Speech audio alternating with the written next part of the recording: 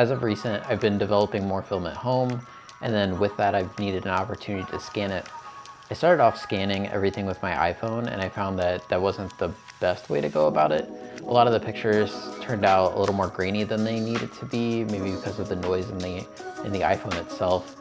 And then also just came up with like soft edges, and like the film just didn't look as good as I thought it should have looked.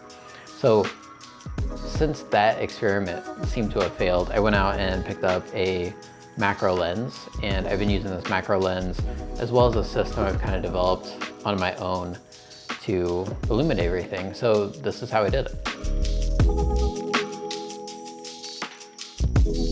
So I've actually been doing all of my scanning with my Fujifilm X-T2 and this here, which is a Pentax 50mm f4 macro. And I picked this lens up for pretty cheap on eBay. It's actually got a few dents around the ring here, so I was a little nervous, but optically it's been a fantastic lens.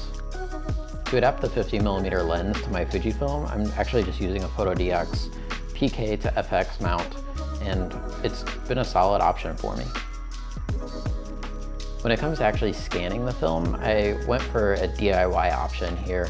I actually built this guy here completely out of white foam core and then pieced everything together with this black gaff tape just to hold it tight. To illuminate the box that I'm using as a light table, I'm actually using this here, which is a Yongnuo YN360 LED light. And basically I just have a Sony battery plugged into this guy, and I can just kind of move it around wherever I need to.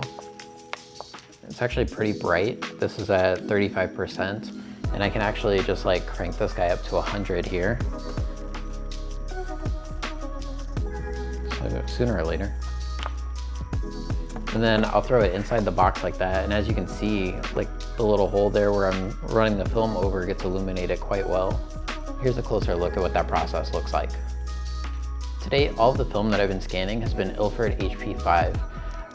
Some of the rolls that I actually picked up several years ago and I shot in Wyoming, I had left them sitting for a long time, and I knew that I wanted to develop them at some point, and this seemed like a perfect opportunity to take advantage of that.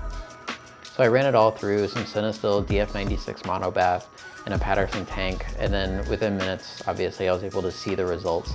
It actually came together really nicely.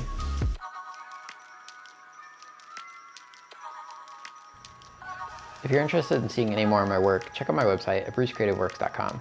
And if you're interested, follow along on Twitter and Instagram at Sean P. Bruce. Thanks for watching. Until next time, take care.